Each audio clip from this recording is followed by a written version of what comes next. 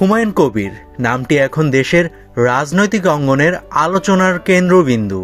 এবারে জাতিসংঘ সফরে প্রধান উপদেষ্টার সাথে সফর সঙ্গী হওয়ায় নতুন করে আলোচনায় এসেছে বিএনপির এই নেতা। তার কূটনৈতিক তৎপরতা ও উপস্থিতি শুধু দলে নয়, জাতীয় রাজনীতিতেও তৈরি করেছে নতুন আগ্রহ ও জল্পনা কল্পনা।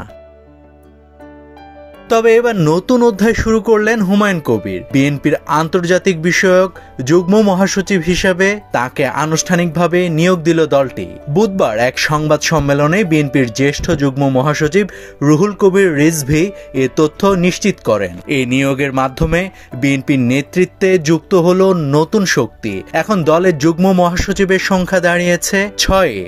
খায়রুল কবির খোকন, হাবিবুন নবী খান সোহেল, শহীদুদ্দিন চৌধুরী এনি, সৈয়দ ইমরান সালে প্রিন্স, আব্দুস সালাম আজাদ এবং সবশেষ সংযোজন হুমায়ুন কবির।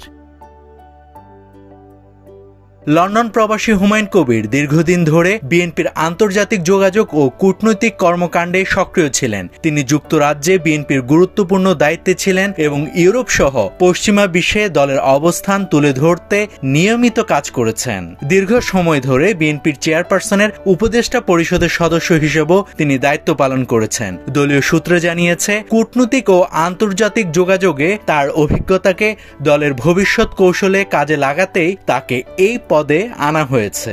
এর আগে গত 5 অক্টোবর বিএনপির মহাসচিব মির্জা ফখরুল ইসলাম আলমগীর জানিয়েছিলেন, আগামী জাতীয় নির্বাচনে সিলেট থেকে প্রার্থী হবেন হুমায়ুন কবির। একই বৈঠকে জাতিসংঘের ঢাকাস্থ আবাসিক সমন্বয়কারী গোয়েন লুইসও ইঙ্গিত দেন, সিলেট থেকেই হয়তো আসছেন বাংলাদেশের পরবর্তী পররাষ্ট্রমন্ত্রী।